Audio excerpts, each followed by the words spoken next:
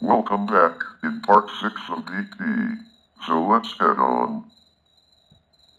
Prior to 1997, BP was a member of the Global Climate Coalition, an industry organization established to promote global warming skepticism, but withdrew in 1997, saying, "The time to consider the policy dimensions of climate change is not when the link between greenhouse gases and climate change is conclusively proven, but when the possibility cannot be discounted and is taken seriously by the society of which we are part." We in BP have reached that point. BP was distinguished as the first multinational outside of the reinsurance industry to publicly support the scientific consensus on climate change, which view center on global climate change. President Eileen Clausen then described as a transformative moment on the issue. In March 2002, Lord John Brown, the group chief executive of BP that time, declared in a speech that global warming was real and that urgent action was needed. Whoa! Notwithstanding this, from 1988 to 2015, BP was responsible for 1.53% of global industrial greenhouse gas emissions. In 2015, BP was listed by the UK-based non-profit organization Influence Map as the fiercest opponent of action on climate change in Europe. In 2018, BP was the largest contributor to the campaign opposing Carbon Fee Initiative 1631 in Washington state. Robert Ollendorfer, manager of BP's Cherry Point refinery, wrote the following in a letter to state lawmakers. Initiative 1631 would exempt 6 of the 10 largest stationary source emitters in the state, including a coal-fired power plant, an aluminum smelter, and a number of pulp and paper plants. According to a 2019 Guardian ranking, BP was the 6th largest emitter of greenhouse gases in the world. In February 2020, BP set a goal to cut its greenhouse gas emissions to net zero by 2050. BP is seeking net zero carbon emissions across its operations and the fuels the company sells, including emissions from cars, homes, and factories. Details on the scope of this and how this will be achieved are publicly limited. BP said that it is restructuring its operations into 4 business groups to meet these goals: reduction in operations, customers and products, gas and low carbon, and innovation and engineering. The company discontinued involvement with American fuel and petrochemical manufacturers, Western States Petroleum Association, and Western Energy Alliance, involved in lobbying government within the United States. Because of differences of position on the issue of methane and carbon policies as a development of this new commitment. Whoa! However, an investigation conducted by an investigations unit of Greenpeace UK and HuffPost unveiled 8 anti-climate trade associations BP failed to disclose, including Alliance of Western Energy Consumers, Texas Oil and Gas Association, Australian Petroleum Production and Exploration Association, and the Business Council of Australia, among others. In August 2020, BP America's chairman David Waller criticized elimination of federal requirements to install equipment to detect and fix methane leaks by saying that direct federal regulation of methane emissions is essential to preventing leaks throughout the industry and protecting the environment. BP is also a founding member of Methane Guiding Principles, an industry consortium that aims to drive methane reductions throughout the global energy supply chain. In BP's Energy Outlook 2020, BP stated that the changing energy landscape coupled with the economic toll of the COVID-19 pandemic means that the global crude demand will never again surpass 2019's average. All three scenarios in the outlook see the consumption of coal, oil, and natural gas dropping, while the role of renewable energy will soar. BP is also attempting to move from being an international oil company into becoming an integrated energy company that will focus on low-carbon technologies, while also setting a target to reduce its overall oil and gas production by 40% by 2030.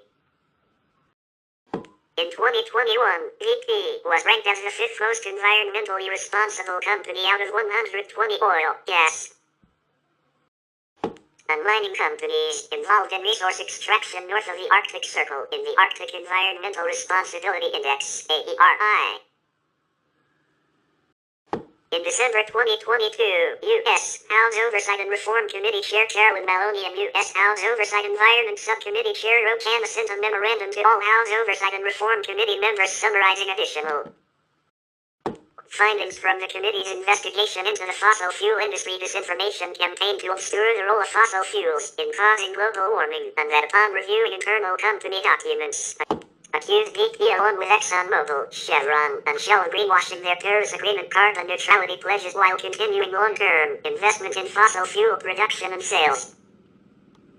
For engaging in a campaign to promote the use of natural gas as a clean energy source and rich fuel to renewable energy, and of intimidating journalists reporting about the company's climate actions and of obstructing the committee's investigation.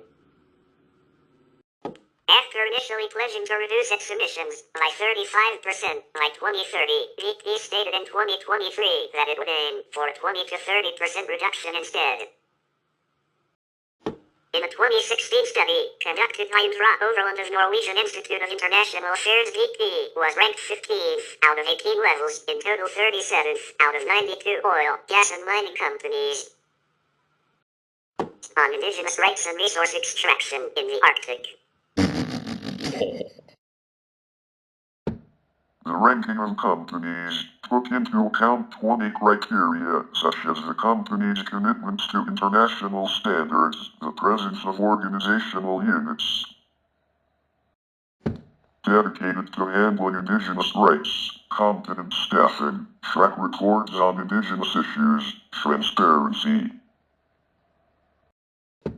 and procedures for consulting with indigenous peoples, but the actual performance of companies on indigenous rights was not assessed. In September 1999, one of BP's U.S. subsidiaries, BP Exploration Alaska, BPXA, pleaded guilty to criminal charges stemming from its illegally dumping of hazardous wastes on the Alaska North Slope,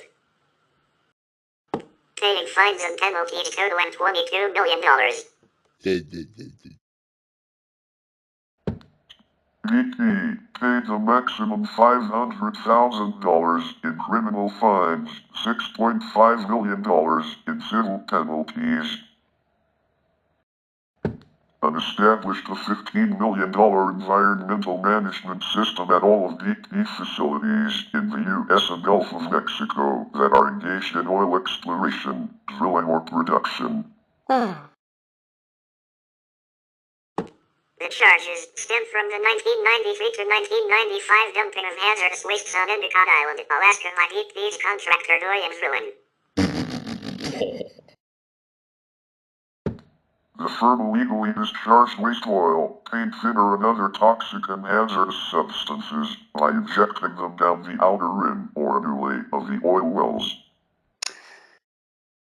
BPXA failed to report the illegal injections when it learned of the conduct in violation of the Comprehensive Environmental Response, Compensation and Liability Act. In 2000, BP Amoco acquired Arco, a Los Angeles-based oil group. In 2003, California's South Coast Air Quality Management District, AQMD, filed a complaint against BP/Arco, seeking $319 million in penalties for thousands of air pollution violations over an 8-year period. In January 2005, the agency filed a second suit against BP based on violations between August 2002 and October 2004. The suit alleged that BP illegally released air pollutants by failing to adequately inspect, maintain, repair, and properly operate thousands of pieces of equipment across the refinery as required by AQMD regulations. It was alleged that in some cases the violations were due to negligence, while in others the violations were knowingly and willfully committed by refinery officials. In 2005, a settlement was reached under which VP agreed to pay $25 million in cash penalties and $6 million in past emissions fees, while spending $20 million on environmental improvements at the refinery and $30 million on community programs focused on asthma diagnosis and treatment. In 2015, a total of 474 Galveston County residents living near the BP Texas City refinery filed a $1 billion lawsuit against BP, accusing the company of intentionally misleading the public about the seriousness of a 2-week release of toxic fumes, which began on 10 November 2011. BP reportedly released sulfur dioxide, methylcarpaptan, dimethyl disulfide, and other toxic chemicals into the atmosphere, reads the report. The lawsuit further claims Galveston County has the worst air quality in the United States due to BP's violations of air pollution laws. BP had no comment and said it would address the suit in the court system. In 2006, a group of Colombian farmers reached a multi-million-dollar out-of-court settlement with BP for alleged environmental damage caused by the Ascensa pipeline. The company was accused of benefiting from a regime of terror carried out by Colombian government paramilitaries to protect the 450-mile, 720 kilometers Ascensa pipeline. BP said throughout that it has acted responsibly and that landowners were fairly compensated. In 2009, another group of 95 Colombian farmers filed a suit against BP, saying the company's Ascensa pipeline caused landslides and damage to soil and groundwater, affecting crops, livestock, and contaminating water supplies, making fish ponds unsustainable. Most of the land traversed by the pipeline was owned by peasant farmers who were ruined and unable to read the environmental impact assessment conducted by BP prior to construction, which acknowledged significant and widespread risks of damage to the land. The Supreme Court of Justice of Colombia handed down a judgment rejecting the case in August 2016. Since 2007, BP has been involved in oil sands projects, which Greenpeace has called a climate crime. Members of Canada's First Nations have criticized BP's involvement for the impact oil sands extraction has on the environment. In 2010, BP pledged to use only in situ technologies instead of open pit mining. It uses steam-assisted gravity drainage in situ technology to extract bitumen. According to Greenpeace, it is even more damaging to climate, because while according to the Pembina Institute, in situ techniques result in lower nitrogen oxide emissions and are less damaging to the landscape and rivers, they cause more greenhouse gas and sulfur dioxide emissions than mining. In 2010, activist shareholders asked BP for a full investigation of the Sunrise Oil Sands project, but were defeated. In 2013, shareholders criticized the project for being carbon intensive. We will continue about BP in part 7, so stay tuned for more.